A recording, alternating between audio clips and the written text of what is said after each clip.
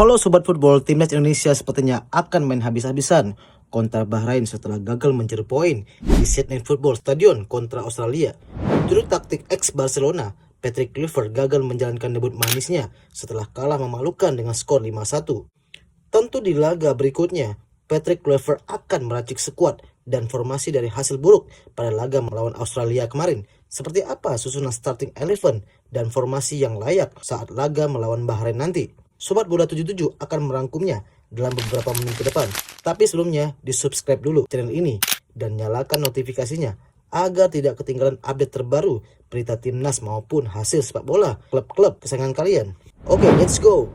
Selasa 25 Maret 2025, Timnas Indonesia akan menjalani laga krusial dalam lanjutan kualifikasi Piala Dunia ronde ketiga yang akan menentukan seberapa kecil atau besarnya peluang pasukan Garuda dan tentu akan menjadi pertaruhan nasib bagi sang ketua PSSI dan juru taktik Kluivert bersama asisten sesama Belanda ini jika kurang memaksimalkan permainan pada laga nanti kontra Bahrain. Pasca kekalahan memalukan kontra negara kanguru ini, posisi timnas Indonesia melorot ke tangga keempat, hanya mengoleksi 6 poin, digeser oleh Arab Saudi yang menang kemarin melawan China. Anak asuh Kluivert ini mengoleksi poin yang sama dengan dua tim di bawahnya, yaitu Bahrain dan China. Tim Samurai Biru Jepang sudah duluan memastikan lolos ke Piala Dunia 2026 di US, Kanada, Meksiko. Sedangkan 5 negara di bawahnya masih sama-sama berambisi untuk langsung lolos ke Piala Dunia atau masuk ke 4 besar karena masih tersisa 3 laga untuk memastikan kelima negara ini, yang salah satunya timnas Indonesia. Australia akan berhadapan dengan Cina yang diprediksi laganya akan berimbang karena Cina bermodal sebagai tuan rumah. Negara tirai bambu ini peluangnya semakin tipis jika dikalahkan Australia. Tentu berambisi mencuri poin atau menumpaskan Australia ini, namun tidak mudah. Australia juga tak ingin main di ronde keempat dan berambisi lolos langsung ke Piala Dunia. Di laga lainnya di grup ini, ada Arab Saudi yang akan berhadapan dengan tim yang tanpa beban saat ini, yaitu Samurai Biru. The Falcon saat ini mengoleksi 9 poin, tertinggal 1 poin dari Australia yang tentu akan habis-habisan mainnya nih lawan Jepang. Namun anak asuh Hervé Renard ini akan main di kandang Jepang, tentu akan mendapat jalan terjal dan Mimin akan memprediksi kedua tim ini bermain imbang atau dikalahkan Jepang jika tim Samurai Biru ini tak mainkan pemain pelapisnya. Lalu di partai yang kita tunggu-tunggu nih, yaitu pasukan kesebelasan Garuda akan berjibaku melawan Bahrain di Gelora Bung Karno pada Selasa nanti. Kekalahan memalukan kontra Australia akan dievaluasi habis-habisan oleh ketiga juru taktik asal Belanda ini. Timnas Indonesia yang kurang nyetel dengan gaya bermain total football ini yang diinginkan oleh Kluivert tampak bermain lebih menyerang, namun kelemahannya yaitu bermain terbuka saat bentrok dengan Australia kemarin. Namun timnas Indonesia akan mendapatkan kabar baik karena Kluivert akan mendapatkan 2 amunisi baru yang bisa langsung dimainkan jadi starter nanti, yaitu Ragnar dan Justin Hubner.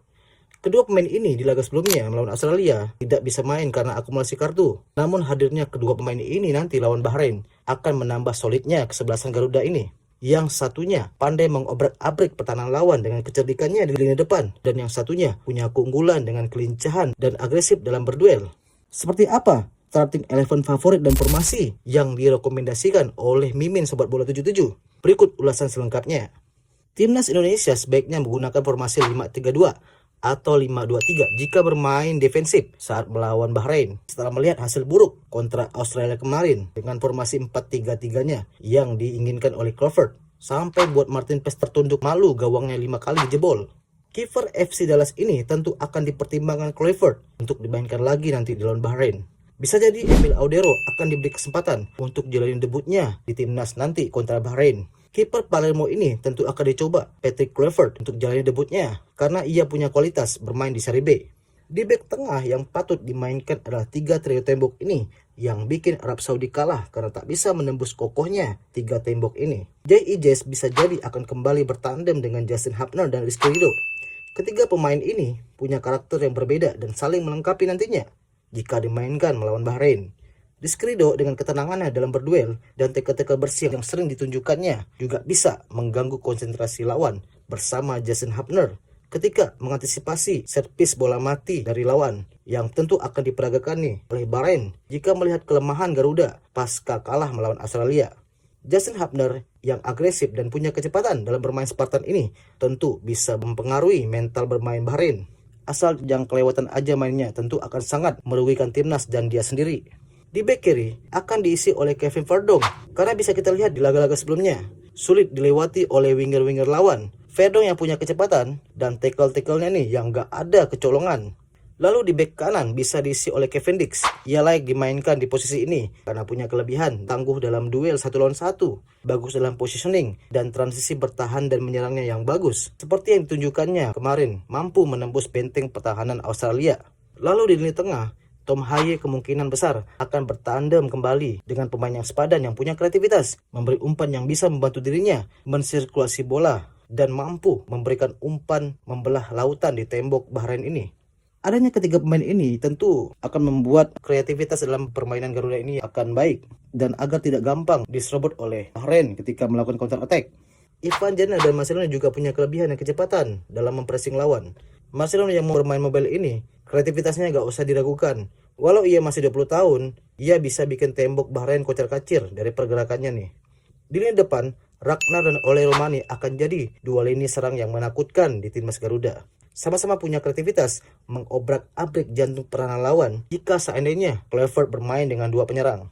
Jika bermain dengan tiga penyerang, Rafael Struijk bisa jadi target man. Ivan Jana bisa jadi opsi saat pergantian pemain nantinya. Masih ada Emiliano Ranger yang kemarin saat jumpa Australia baik dalam bermain. Dengan kelincahannya mampu memberikan umpan kepada Kevin Dix kemarin. Boleh dimainkan ketika melawan Bahrain di babak kedua. Yang kita tunggu-tunggu nih, Joao Pelupessy yang belum menjalani debutnya tentu akan dicoba mainkan di babak kedua. Patrick Kluivert ini patut meniru gaya bermain Sinteyong yang tak banyak mengandalkan long ball. Harus banyak passing jarak dekat dengan pemain lainnya sehingga bisa bermain efektif. Terbukti bisa mengalahkan Arab Saudi kemarin. Bahrain yang punya kelebihan postur tubuh tentu akan memanfaatkan set piece bola atas dan memanfaatkan passing error dari pemain timnas untuk melakukan counter attack. Semoga Patrick Kluivert sudah menganalisa lebih jauh bersama Alex Pastor dan Lenzat dari kekalahan memalukan kemarin. Semoga timnas Indonesia bisa memetik 3 poin di laga ini. Jika kalah, peluang masuk ke 4 besar semakin tipis. Kita nggak usah terlalu berharap lah masuk ke 2 besar. Di posisi 3 atau 4 aja udah bersyukur. Oke, hanya itu ulasan dari Sobat Bola 77. Jika kalian anggap konten ini menarik, disupport dulu dong, agar Mimin update terus ngomongin timnas. Terima kasih, semoga kita bertemu kembali di konten-konten selanjutnya.